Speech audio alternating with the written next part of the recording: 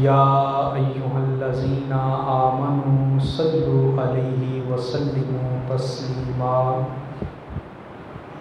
درود پاک پڑھیں۔ الصلاۃ والسلام علیک یا سیدی یا رسول اللہ وعلی آلک واصحابک یا سیدی یا حبیب اللہ۔ الصلاۃ والسلام علیک یا سیدی یا خاتم النبیین وعلی آلک واصحابک یا سیدی یا شفیع المسلمین۔ رب ذوالجلال نے ارشاد فرمایا وَمَا الْحَيَاةُ الدُّنْيَا إِلَّا لَعِبٌ وَلَهْوٌ، کہ دنیا کی زندگی تو کھیل تماشے کا نام ہے۔ یہ دنیا کی رونق، یہ چہل پہل، یہ میلہ، یہ گھر، دوست، رشتہ دار، برادری، اپنا خاندان،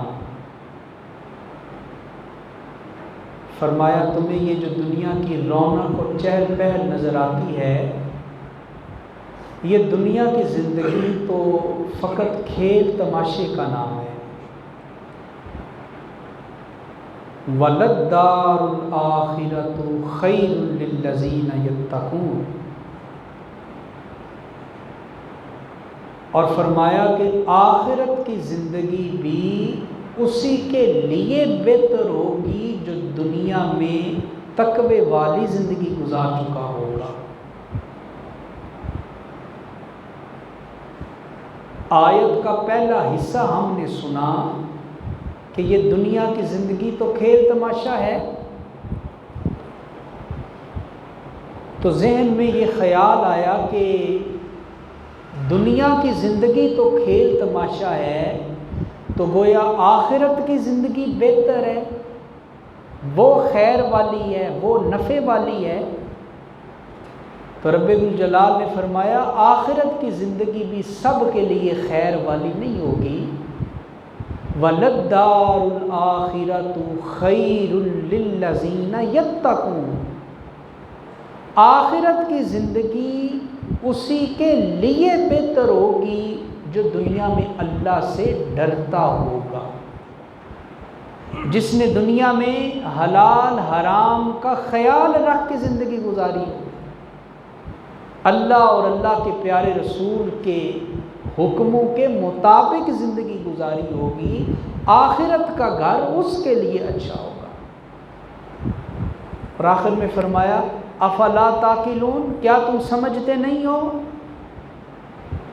اے انسان کیا تو غور نہیں کرتا کہ تیرے سامنے ہر روز لوگ اس دنیا سے رخصت ہوتے ہیں، گھر بار، مال دولت، سونا چاندی، بینک بیلنس، سب کچھ چھوڑ کے خالی ہاتھ قبر کی وادی میں چلے جاتے ہیں۔ تم روز دیکھتے ہو، روز سنتے ہو، مگر اس کے باوجود تمہاری حالت کیا ہے؟ افلا تعقلون، تم سمجھتے کیوں نہیں؟ تم اپنی عقل سے کیوں نہیں کام لیتے؟ تم اپنے شعور سے کیوں نہیں کام لیتے؟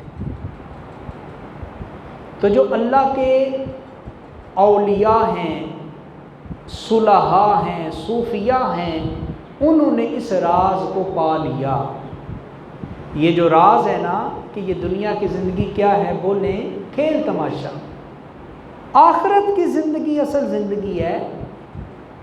جو ولی، جو غوث، جو نیک لوگ گزرے ہیں، انہوں نے اس راز کو پا لیا، اور انہوں نے اس دنیا میں اتنی ہی محنت کی جتنی یہاں رہنے کے لیے ضرورت تھی، اور اس سے زائد انہوں نے جمع نہیں کیا، زائد انہوں نے جوڑا نہیں، زائد انہوں نے فکر نہیں کی۔ اللہ والوں کی ساری فکر آخرت کے لیے ہوتی ہے، قبر روشن کرنے کے لیے ہوتی ہے۔ اور انہی نیک بندوں میں سے ایک بہت بڑے اللہ کے ولی، ایک بہت بڑے صوفی، بلکہ ولیوں کے امام حضرت سیدنا علی بن عثمان المعروف داتا گنج بخش علی حجویری رحمۃ اللہ تعالی علیہ، آپ کا نام نامی اور اسم گرامی بھی انہی ولیوں کی صف میں شامل ہے۔ حضرت داتا گنج بخش کا عرس آ رہا ہے اسی ہفتے، سفر کی آخری تاریخوں میں آپ کا عرس ہوتا ہے۔ تو آپ کے اسی عرس کے موقع پہ چند باتیں آپ کی خدمت میں عرض کرنی ہے۔ حضرت داتا گنج بخش علی حجویری کسی ایسے بزرگ کا نام نہیں جو 50 سال پہلے فوت ہوئے یا 100 سال پہلے فوت ہوئے یا 200 سال پہلے فوت ہوئے۔ آپ سن کے حیران ہوں گے کہ حضرت داتا صاحب کو اس دنیا سے پردہ کیے ہوئے تقریباً 1000 سال گزر چکا ہے، 1000 سال۔ اور حضرت غوث اعظم شیخ عبد القادر جیلانی سے بھی پہلے گزرے ہیں حضرت داتا صاحب، اتنے پرانے بزرگ ہیں۔ میں اکثر سوچتا ہوں کہ کیا وجہ ہے کہ ہمیں تو اپنے پردادوں کی تاریخ کا پتہ نہیں ہوتا۔ دادے تک تو لوگ جانتے ہیں مگر دادے کے اوپر نہیں جانتے کہ ہمارے دادے کا باپ وہ کون تھا، کیا کرتا تھا، کیا نام تھا، کتنی عمر گزاری، ہمیں نہیں پتا۔ تو کس قدر حیرت کی بات ہے کہ حضرت داتا صاحب کو گزرے ہوئے کوئی 5، 10، 100، 200 سال نہیں، 1000 سال گزر چکا ہے، مگر آج بھی پوری دنیا کے مسلمانوں کے اوپر داتا داتا داتا کا نعرہ بلند ہو رہا ہے۔ وجہ کیا ہے؟ وجہ رب کا وہ وعدہ ہے جو رب نے قرآن میں کیا، فَاذْكُرُونِی اذکرکم۔ اللہ کا یہ وعدہ ہے قرآن میں، اس کا ترجمہ پتہ ہے کہ فَاذْكُرُونِی اذکرکم۔ اللہ فرماتا ہے لوگو تم مجھے یاد کرو میں تمہیں یاد کروں گا، تم میرا ذکر کرو میں تمہارا ذکر کروں گا، تم میرے نام کے نعرے بلند کیا کرو میں لوگوں کی زبانوں کے اوپر تمہارا تذکرہ اور تمہارا نام جاری کر دوں گا۔ اے باری تعالیٰ وجہ کیا ہے؟ 1000 سال گزر گئے داتا صاحب کو گزرے ہوئے، مگر آج بھی لوگوں کی زبانوں کے اوپر ان کا نام ہے۔ تو قرآن کی یہ آیت کہتی ہے فَاذْكُرُونِی اذْکُرکم۔ اللہ اپنا وعدہ پورا کر رہا ہے، جو اپنی زندگی میں رب رب کا نعرہ بلند کرتا ہے، رب مرنے کے بعد اسے بھولنے نہیں دیتا، رب مرنے کے بعد لوگوں کی زبانوں کے اوپر اس کا تذکرہ جاری کر دیتا ہے، اس کا نام جاری کر دیتا ہے۔ تو حضرت داتا گنج بخش علی حجویری افغانستان میں پیدا ہوئے، مختلف ملکوں کا سفر کیا، سادات خاندان سے تعلق ہے، سید زادے ہیں، بلکہ حسنی حسینی سید ہیں، ماں کی طرف سے بھی اور باپ کی طرف سے بھی سید ہیں۔ مختلف ملکوں کا سفر کیا دین کا علم حاصل کرنے کے لیے، شام بھی گئے، مصر بھی گئے، ایران بھی گئے، عراق بھی گئے۔ اور آپ کہتے ہیں کہ جب میں نے اپنا ظاہری علم مکمل کر لیا تو پھر میں نے مرشد تلاش کیا، ان کے پاس محنت کی، ان کے سبق پڑھے، ان کے چلے کاٹے، ان کے بتائے گئے وظیفے پڑھے۔ اور جب میرا یہ علم بھی مکمل ہو گیا تو میرے مرشد نے مجھے لاہور کی طرف ہجرت کرنے کا حکم دے دیا۔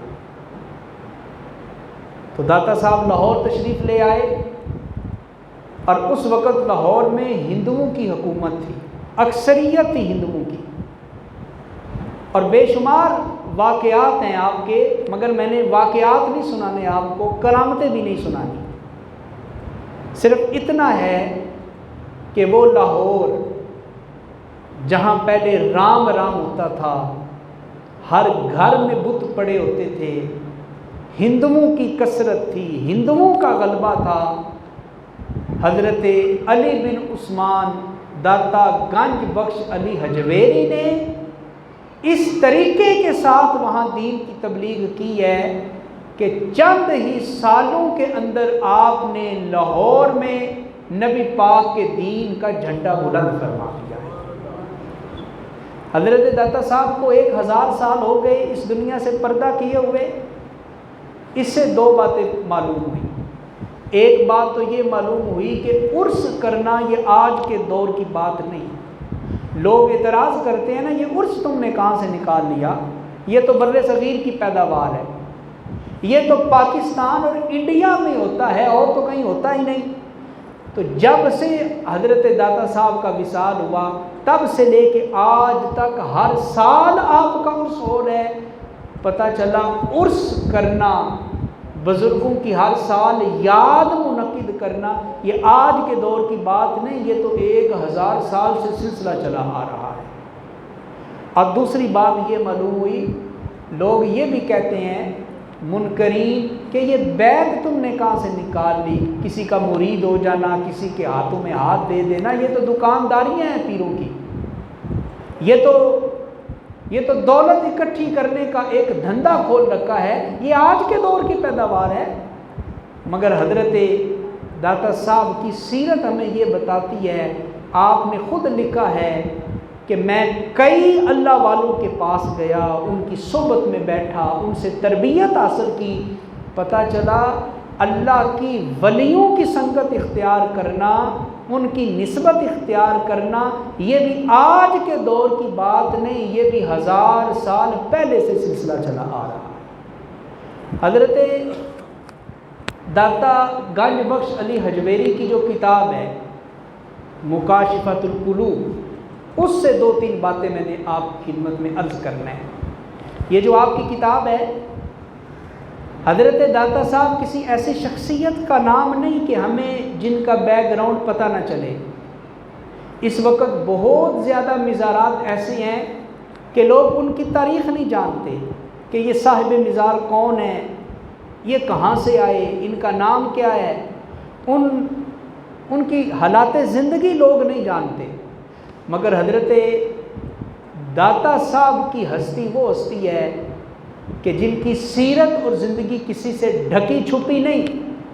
آپ نے جو کتاب لکھی تھی اپنے دور میں مکاشفۃ القلوب، آج بھی وہ موجود ہے اور اس کا کئی زبانوں میں ترجمہ بھی ہو چکا ہے، اور یہ اتنی اعلیٰ کتاب ہے تصوف کی، اتنی اعلیٰ درجے کی کتاب ہے کہ کئی بزرگوں نے لکھا کہ وہ بندہ جو کسی مرشد کی تلاش میں ہو، کسی پیر کامل کی تلاش میں ہو، کسی مرد حق کی تلاش میں ہو تاکہ مجھے کوئی اللہ والا ملے اور میں اس کی بیعت کر سکوں، مگر اسے کوئی درویش کامل مرد حق نہ ملے، تو بزرگوں نے لکھا ہے کہ وہ حضرت داتا صاحب کی کتاب مکاشفۃ القلوب پڑھنا شروع کر دے۔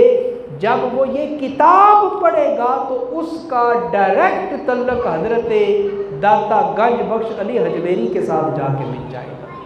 آج بھی داتا صاحب کا فیض اس کتاب کی صورت میں زندہ ہے، اور اس کتاب کے اندر آپ نے بڑی کمال کی باتیں لکھی ہیں، ہم لوگ پڑھتے نہیں اس لیے جہالت کا شکار ہے۔ آپ نے اپنی کتاب میں لکھا ہے کہ بزرگوں کے مزار پہ جانے کا طریقہ کیا ہے، کسی صاحب قبر کی خدمت میں حاضر ہونے کا یا وہاں حاضری دینے کا طریقہ کیا ہے، یہ داتا صاحب نے اپنی کتاب میں لکھا ہے۔ کاش ہم پڑھ لیں، اور یہ جو محکمہ اوقاف والے ہیں یہ پڑھ لیں، اور ہمارے درباروں کے اوپر جو گدی نشین حضرات ہیں، جو سجادہ نشین حضرات ہیں، کاش وہ مکاشفۃ القلوب میں یہ ساری چیزیں پڑھ لیں۔ جو یہ کتاب پڑھ لیتا ہے پھر اسے سمجھ آ جاتی ہے کہ مزار کے اوپر میلہ لگانے کی اجازت نہیں ہے، مزار کے اوپر ڈھول بجانے کی اجازت نہیں ہے، مزار کے اوپر بھنگ اور چرس کے سوٹے پینے اور پلانے کی اجازت نہیں ہے۔ مزار کے اوپر عورتوں کا بن سنور کے میک اپ کر کے سرخی پاؤڈر لگا کے جانے کی اجازت نہیں ہے۔ ہم پڑھتے نہیں نا، ہم پڑھتے نہیں ان چیزوں کو۔ بھائی کہاں پہ لکھا ہے کہ بابا پیر شاہ جانا ہے تو جوتے اتار کے جانا ہے، ننگے پیر جانا ہے، اور سر کے اوپر کوئی لنگر رکھ کے لے کے جانا ہے اور پیدل جانا ہے؟ کہاں پہ لکھا ہے؟ کس آیت نے تمہیں بتا دیا؟ کس حدیث نے تمہیں بتا دیا؟ آج ہمارے بزرگوں کی قبروں کا طواف نہیں کیا جا رہا، قبروں کو سجدے نہیں کیے جا رہے، مسلک ہمارا بدنام ہوتا ہے، لوگ ہمارے اوپر انگلی اٹھاتے ہیں کہ یہ کیا تم کر رہے ہو مزاروں کے اوپر؟ جاہل لوگوں کی وجہ سے۔ حضرت داتا گنج بخش علی حجویری کی تعلیمات پڑھ کے دیکھیں تو ہمیں پتہ چلے کہ قبر کا طواف کرنا بھی منع ہے، قبر کو سجدہ کرنا بھی منع ہے، قبر کے اوپر اس طرح کے میلے ٹھیلے لگانا بھی منع ہے، قبر کے اوپر عورتوں کا بن سمر کے بغیر پردے کے جانا بھی منع ہے۔ ہم پڑھتے نہیں نا۔ حضرت داتا صاحب نے تو یہ ساری چیزیں بیان کر دی۔ اعلیٰ حضرت سے کسی نے پوچھا، جناب پہلے لوگ بزرگوں کی قبروں پہ جا کے دعا مانگتے تھے اللہ سے، دعا اللہ سے مانگنی ہے، یہ بات یاد رکھیں، جب بھی کسی مزار کے پاس جائیں دعا اللہ سے مانگنی ہے، اے اللہ تو بیٹا دے دے، تو نہیں دینا ہے، اللہ رزق دے دے، اللہ میری زندگی میں برکت دے دے، بزرگوں کا وسیلہ پیش کر سکتے ہو۔ تو اعلیٰ حضرت سے سوال ہوا کہ پہلے ہم بزرگوں کے مزارات پہ جاتے تھے، ان کے وسیلے سے دعا مانگتے تھے، اللہ قبول کر لیتا تھا، مگر آج کل مزار پہ جا کے بھی دعا مانگے تو قبول نہیں ہوتی، وجہ کیا ہے؟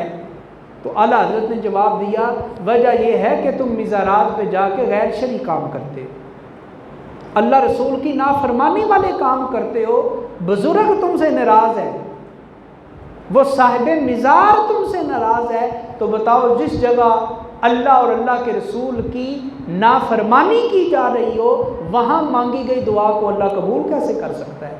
یہ اعلیٰ حضرت نے بتایا۔ حضرت داتا گنج بخش علی حجویری نے اپنی کتاب مکاشفۃ القلوب میں ایک عنوان بند ہے، ایک چیپٹر لکھا ہے علم کے بارے میں، علم، اور آپ نے اس چیپٹر کا آغاز ہی اس آیت سے کیا ہے جس میں رب الجلال نے فرمایا انما یخشی اللہ من عبادہ العلماء، کہ اللہ سے وہی ڈرتا ہے جو علم والا ہوتا ہے۔ یہ آیت ہے قرآن کی، کیا فرمایا اللہ نے؟ انما یخشی اللہ من عبادہ العلماء، جو علم والا ہوتا ہے وہی اللہ سے ڈرتا ہے، جس کے دل میں قرآن کا علم ہو، حدیث کا علم ہو، وہی اللہ سے ڈرتا ہے، اسی کے دل میں اللہ کا خوف ہوتا ہے، اسی کے دل میں اللہ کی خشیت ہوتی ہے۔ اور پھر اسی مقام کے اوپر حضرت داتا گنج بخش ایک حدیث نقل کرتے ہیں، آپ لکھتے ہیں کہ بعض وہ لوگ ہیں جو علم حاصل ہی نہیں کرتے، نماز کا علم، وضو کا علم، غسل کا علم، قرآن کا علم، حدیث کا علم، بعض لوگ تو وہ ہیں کہ جو دین کا علم حاصل ہی نہیں کرتے، اور بعض لوگ وہ ہیں کہ جو یہ علم حاصل تو کرتے ہیں مگر اس کے اوپر عمل نہیں کرتے۔ تو آپ لکھتے ہیں کہ یہ دونوں گروہ یہ گمراہی کا شکار ہیں، انہیں اپنی فکر کرنی چاہیے۔ جو علم حاصل نہیں کرتے انہیں دین کا علم حاصل کرنا چاہیے، اور جو علم حاصل کر لیتے ہیں انہیں علم کے اوپر کیا کرنا چاہیے؟ سارے بولیں، کیا کرنا چاہیے؟ عمل کرنا چاہیے۔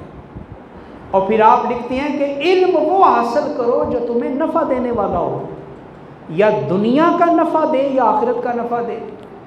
اور پھر داتا صاحب اس مقام کے اوپر حضور کی یہ حدیث لکھتے ہیں، حضور دعا مانگا کرتے تھے اللہ سے، اللہم انی اعوذ بک من علم لا ینفع، اے اللہ میں تجھ سے ایسے علم کی پناہ مانگتا ہوں جو علم مجھے نفع نہ دے، جو علم میرے کام نہ آئے، اللہ مجھے ایسا علم نہیں چاہیے۔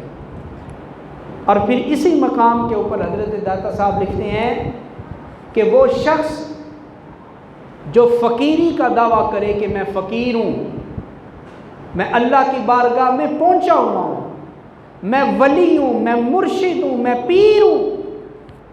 ذرا غور کیجئے گا، یہ بات سخت ہو سکتی ہے مگر توجہ کریں گے تو سمجھ آ جائے گی.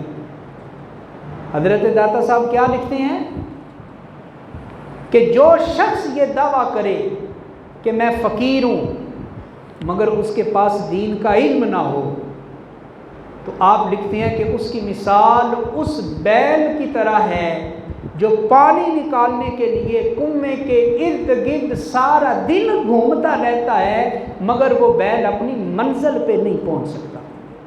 پرانے وقتوں میں بیل ہوتے تھے نا، جن کی آنکھوں پہ پٹی باندھ کے کنویں کے گرد گھمایا جاتا تھا اور پانی نکلتا رہتا تھا.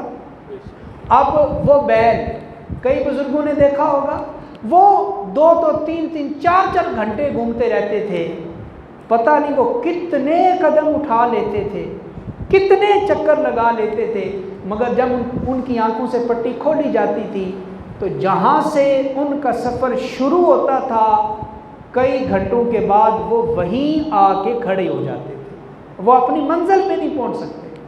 تو داتا صاحب نے بڑی خوبصورت مثال دی، فرمایا وہ لوگ جن کے پاس دین کا علم ہی نہیں، جو جاہل مطلق ہے، جو عالم دین ہی نہیں، جنہیں نہ قرآن کا پتہ، نہ حدیث کا پتہ، نہ فقہ کا پتہ، نہ اسلام کی تاریخ کا پتہ، مگر پیر بن بیٹھے، فقیر بن بیٹھے، ولی بن بیٹھے.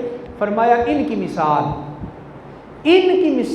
اس بیل کی طرح ہے جس طرح وہ منزل پہ نہیں نہ پہنچتا، اسی طرح ان پڑھ فقیر ساری زندگی ٹکرے مارتا رہتا ہے، ساری زندگی چلتا رہتا ہے مگر وہ بھی کبھی اپنی منزل مقصود پہ پہنچ سکتا نہیں ہے. اور یہاں ایک اور بات یاد رکھیں، ایک ہوتا ہے علم لدنی. علم لدنی وہ ہوتا ہے کہ جو اللہ اپنی عطا سے کسی بندے کو نصیب فرما دیتا ہے، مگر یہ ہر ایک کے نصیب میں نہیں ہوتا. ہمارے ہاں کیا ہے کہ کسی کے بزرگ صحیح معنوں میں عالم تھے، اللہ کے ولی تھے، پیر تھے، ان کے 4 بیٹے ہیں، وہ 4 صاحبزادگان بن جاتے ہیں، 4 پیر بن کے بیٹھ جاتے ہیں. آتا ایک لفظ نہیں، استنجے کے مسئلے نہیں آتے، غسل کے فرض نہیں آتے، نماز کے فرائض کا پتہ نہیں، نماز کے واجبات کا پتہ نہیں، مگر پیر صاحب بن کے بیٹھے ہیں. میں پیر ہوں. کیوں جی؟ آپ کیوں پیر ہیں؟ اس لیے کہ میرے ابا جی پیر تھے، میرے ابا جی فقیر تھے، چونکہ ان کا بیٹا ہوں لہذا میں بھی پہنچا ہوں. مگر حضرت داتا گنج بخش علی حجویری کی یہ تعلیمات نہیں ہے. ان کا عرس آ رہا ہے نا، تو ان کی کتاب سے ان کی تعلیمات میں آپ کے سامنے بیان کر رہا ہوں. کہتے ہیں وہ شخص جس کے پاس دین کا علم نہیں، وہ کبھی اپنی فقیری کے دعوے میں سچا ہو ہی نہیں سکتا. اور یہاں ایک اور بات بھی یاد رکھیں، ہم لوگوں نے تقسیم کر دی ہے. ہم نے تقسیم کیا کی ہے کہ یہ مولوی ہیں اور یہ اللہ والے ہیں. یہ تقسیم ہے ہماری. یہ طریقت والے ہیں، یہ شریعت والے ہیں، یہ ظاہر والے ہیں، یہ باطن والے ہیں. ہم نے تقسیم کر دی ہے. حکیم الامت حضرت مفتی احمد یار خان نعیمی گجراتی رحمت اللہ تعالی علیہ، آپ نے بڑی پتے کی بات کی، اور ہمارے مسلک میں تو یہ بات 100% بھی نہیں 1000% فٹ آتی ہے. آپ لکھتے ہیں کہ جس شخص نے اپنی ولایت چھپانی ہو، کوئی بندہ محنت کر کے اللہ کا ولی بن جائے اور وہ چاہے کہ میری ولایت لوگوں کے اوپر نہ کھلے، تو مفتی صاحب لکھتے ہیں اسے چاہیے کہ وہ مسجد کا مولوی بن جائے، وہ امام بن جائے، وہ مدرس بن جائے، وہ خطیب بن جائے. لوگ اس کے پیچھے نمازیں تو پڑھیں گے، اس سے اپنے بچے بھی پڑھوائیں گے، اس سے جنازے بھی پڑھائیں گے، اس سے نکاح بھی پڑھائیں گے، مگر آخر میں یہی کہیں گے یہ مولوی ہے، یہ اللہ والا نہیں ہے. اللہ والے تو کوئی اور ہوتے ہیں. یہ طریقت ہے، یہ شریعت. یہ تقسیم ہمارے اندر موجود ہے، خاص طور پہ ہمارے مسلک میں. اور شریعت والوں کا معیار کیا ہے؟ جن کو ہم نے شریعت والا سمجھ رکھا ہے. ہمارا سٹینڈرڈ کیا ہے؟ ہمارا طرز انتخاب کیا ہے کسی کو ولی ماننے کا؟ ہم یہ نہیں دیکھتے کہ یہ عالم دین بھی ہے کہ نہیں، اسے کو قرآن بھی آتا ہے کہ نہیں، اسے حدیث بھی آتی ہے کہ نہیں، ہم یہ نہیں دیکھتے. ہم یہ دیکھتے ہیں کہ بس یہ پیر صاحب پھوں پھاں صحیح کر لیتے ہیں، یہ 2-4 پھونکے مار دیتے ہیں، الٹے سیدھے تعویذ لکھ کے دے دیتے ہیں، بال لمبے لمبے رکھے ہوئے ہیں، چوگا پہنا ہوا ہے، ہاتھ پہ انگوٹھیاں پہنی ہوئی ہیں، یہ سگریٹ لگاتے ہیں، اور پیر صاحب جلال میں آ جائے تو 3-4 گالیاں بھی دے دیتے ہیں. ہمارا یہ معیار ہے. اور وہ بیچارہ عالم دین، وہ مولوی، وہ امام جو تمہیں 50 سال تمہیں قرآن پڑھاتا رہا، نمازیں پڑھاتا رہا، دین کی خدمت کرتا رہا، تم کہتے ہو کہ یہ اللہ والا ہی نہیں ہے. یہ کیسی تقسیم ہے ہماری؟ یاد رکھیں ہمارے جتنے بزرگ گزرے ہیں، حضرت داتا گنج بخش علی حجویری سے لے کے حضرت خواجہ معین الدین چشتی اجمیری تک، اور حضرت شیخ عبد القادر جیلانی غوث اعظم سے لے کے حضرت با یزید بستامی اور حضرت جنید بغدادی تک، آپ ان کی سیرت پڑھ کے دیکھیں، وہ صحیح معنوں میں عالم دین تھے. 10-20 سال پہلے انہوں نے دین کا علم حاصل کیا، جب دین کا علم حاصل کر لیا پھر انہوں نے یہ سفر شروع کیا. مگر ہمارے ہاں ہم کہتے ہیں جو جتنا جاہل ہوتا ہے وہ اتنا ہی پہنچا ہوا بزرگ ہوتا ہے، وہ اتنا پہنچا ہوا. تو حضرت داتا صاحب کہتے ہیں بغیر دین کے علم کے جو شخص فقیری کا دعویٰ کرے وہ اپنے دعوے میں سچا نہیں ہو سکتا. اور آپ ایک اور چیپٹر باندھتے ہیں، نبی پاک صلی اللہ علیہ وآلہ وسلم کی سنت پہ عمل کرنے کا چیپٹر. مکاشفۃ القلوب میں حضرت داتا صاحب لکھتے ہیں، اے مسلمان، اگر تو کامیاب ہونا چاہتا ہے، تو چاہتا ہے کہ تو اللہ کا محبوب بندہ بن جائے، تو دوزخ سے دور ہو جائے، تو جنت کے قریب ہو جائے، تو فرمایا تجھے یہ کرنا چاہیے کہ نبی پاک صلی اللہ علیہ وآلہ وسلم کی سنت کے اوپر عمل کرنے والا بن جا. حضور کی سنتوں کو چھوٹا نہ سمجھ، حضور کی سنتوں کو ہلکا نہ سمجھنا، حضور کی سنتوں کو معمولی نہ سمجھنا، اس لیے کہ نبی کی اتباع میں اللہ کی اتباع ہے، نبی کی اطاعت میں اللہ کی اطاعت ہے. جب تم نبی کے اسوہ پہ چلو گے، نبی کی سیرت پہ چلو گے، نبی کی زندگی پہ چلو گے، تو پڑھیں قرآن کیا کہتا ہے. فرمایا قل ان کنتم تحبون اللہ فاتبعونی یحببکم اللہ ویغفر لکم ذنوبکم. اللہ قرآن میں کہتا ہے اے حبیب اپنے ان غلاموں سے کہہ دو کہ اگر یہ اللہ سے محبت کرنا چاہتے ہیں تو یہ آپ کی پیروی کریں، آپ کی سنت پہ چلیں، آپ کے اسوہ پہ چلیں. جب اہل ایمان آپ کی سنت پہ چلیں گے، میں رب ہو کے ان سے 2 وعدے کر رہا ہوں، یحببکم اللہ ویغفر لکم ذنوبکم. تم یہ چاہتے ہو کہ تم اللہ سے محبت کرو تو تم نے کرنا کیا ہے؟ مدینے والے مصطفیٰ کی سیرت پہ عمل کرنا ہے، حضور کی زندگی پہ عمل کرنا ہے. جب تم حضور کی زندگی پہ عمل کرو گے، رب ہو کہ تم سے محبت بھی فرمائے گا اور رب تمہارے زندگی کے گناہوں کو بھی معاف فرما دے گا. تو داتا صاحب نے فرمایا نبی کی سیرت، نبی کی سنت. اور پھر آپ ایک واقعہ لکھتے ہیں اپنی کتاب میں، آپ لکھتے ہیں کہ ایک بزرگ تھے جو سارا دن جنگل میں جا کے اللہ کی عبادت کرتے، بکریاں رکھی ہوئی تھیں، صبح لے جاتے، وہ چرتی رہتی، اور آپ رب رب کرتے، اللہ کی عبادت کرتے، سارا دن اللہ کی یاد میں بسر کر دیتے. ایک شخص نے آپ کا تعارف سنا کہ فلاں جنگل میں ایک اللہ والے رہتے ہیں، تو اس نے سوچا چلو ان کی زیارت کرنے کے لیے جاتے ہیں.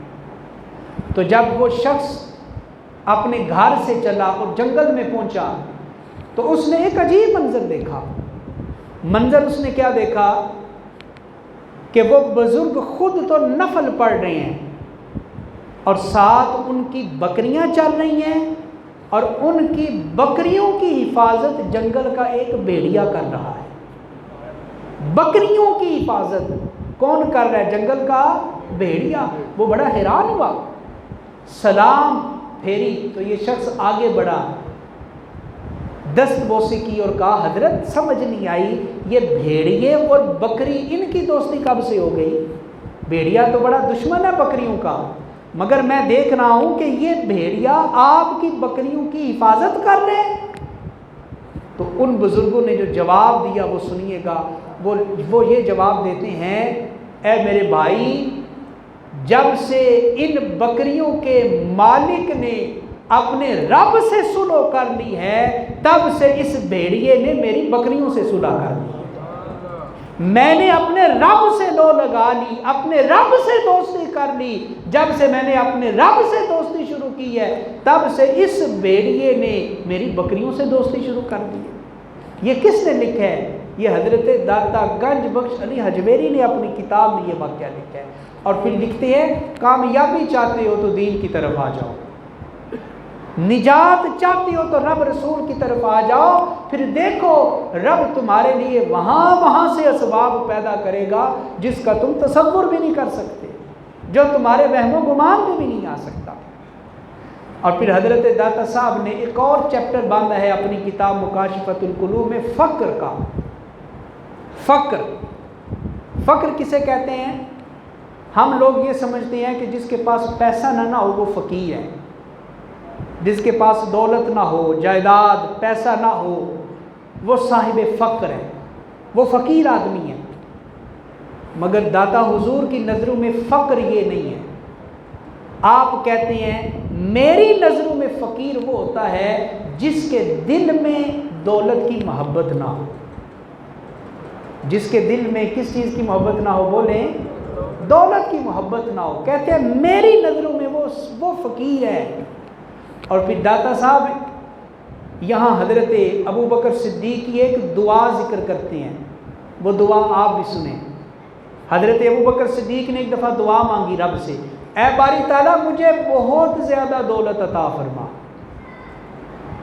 اے باری تعالیٰ مجھے دولت کی کثرت دے دے، مال و دولت کی کثرت ہو میرے اوپر۔ لیکن ساتھ ہی حضرت صدیق اکبر نے یہ دعا مانگی، اے باری تعالیٰ یہ زیادہ دولت اس لیے مانگ رہا ہوں تاکہ میں زیادہ سے زیادہ تیرے راستے میں خرچ بھی کر سکوں۔ اور ساتھ ہی حضرت صدیق اکبر نے یہ بھی کہا، اے باری تعالیٰ مجھے دنیا کی دولت کی کثرت تو دے، مگر میرے دل میں اس دولت کی محبت نہ پیدا ہو، میرے دل میں دنیا کا مال، اس کی حب، اس کی کشش، اس کی محبت میرے دل میں نہ آئے۔ اور حضرت صدیق اکبر کی یہ دعا لکھنے کے بعد داتا صاحب لکھتے ہیں، میں کئی امیر لوگوں کو جانتا ہوں جن کے پاس دنیا کی بے تحاشا دولت ہوتی ہے مگر ان کے دل میں اس دولت کی محبت نہیں ہوتی۔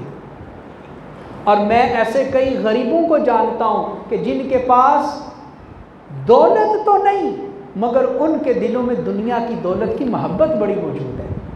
اور پھر آپ لکھتے ہیں، اے لوگو میری نظروں میں فقر کیا ہے کہ دنیا کی دولت تو ہو تمہارے پاس، دنیا کا مال ہو، اس لیے کہ مال ہوگا تو زکوٰۃ دے سکیں گے نا، مال ہوگا تو عمرہ کر سکیں گے نا، دولت ہوگی تو حج کر سکیں گے، دولت ہوگی تو دین کا کام کر سکیں گے۔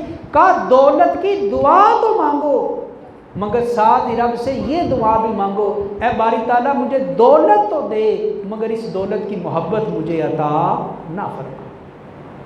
اور پھر آپ لکھتے ہیں ایک اگلی بات اور اگلی تریم حضرت داتا حضور کی، آپ لکھتے ہیں کہ لوگو اگر تم یہ چاہتے ہو کہ تمہارا رب تم سے جلدی راضی ہو جائے، یہ آخری بات میں کر رہا ہوں ذرا غور سے سنیں، اور یہ بات سمجھ آ گئی تو آج کی گفتگو کا مقصد پورا ہو جائے گا۔ بڑی خاص بات مکاشفۃ القلوب میں حضور داتا صاحب لکھتے ہیں، اے لوگو اگر تم یہ چاہتے ہو کہ تم سے رب بڑی جلدی راضی ہو، غور کریں، یہ نہیں کہا رب راضی ہو، رب جلدی راضی ہو، تو فرمایا کیا کرو، تم مخلوق خدا کی خدمت کرو، جب تم مخلوق خدا کی خدمت کرو گے تو رب تم سے بڑی جلدی راضی ہو جائے گا، بڑی جلدی رب تم سے راضی ہو جائے گا۔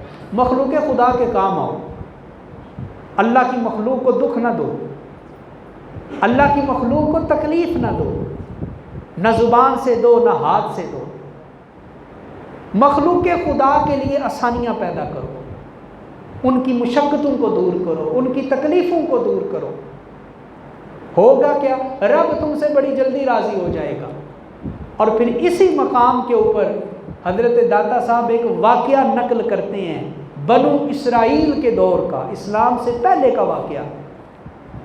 آپ لکھتے ہیں کہ بنو اسرائیل کے دور میں ایک بزرگ تھا، اللہ کا نیک بندہ، جو پہاڑ کے اوپر اللہ کی عبادت کرتا تھا۔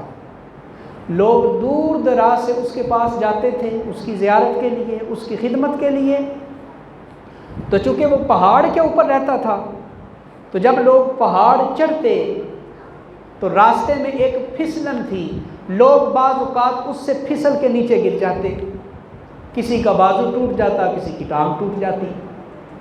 تو ایک دفعہ وہ جو بزرگ تھے نا پہاڑ کے اوپر، ایک دفعہ انہوں نے دعا مانگی اور دعا میں شکوہ کر دیا۔ دعا کیا مانگی؟ اے باری تعالیٰ، اگر تو اس راستے میں یہ پھسلن پیدا نہ کرتا تو تیرا کیا جانا تھا؟ یہ تو نے پھسلن بنا دی، لوگ گرتے ہیں، ان کو چوٹ آتی ہے، اگر یہ پھسلن نہ ہوتی تو مولا تیرا کیا جانا تھا؟ یہ شکوہ نکل گیا زبان سے۔ اب داتا صاحب لکھتے ہیں کہ اس دور کے جو پیغمبر تھے، اللہ نے ان کی طرف وحی کی اور کہا کہ جاؤ اس بندے کو جا کے کہہ دو، اس شکوے کی وجہ سے رب نے تمہاری زندگی بھر کی عبادت کو ضائع کر دیا ہے۔ تم نے ہماری تخلیق میں نقص نکالا، ہماری قدرت میں تم نے عیب نکالا، تم ہوتے کون ہو ہمیں مشورہ دینے والے؟ زندگی بھر کی ولایت ختم۔ وہ اللہ کے نبی آئے اس کے پاس، آ کر کہا کہ تمہارا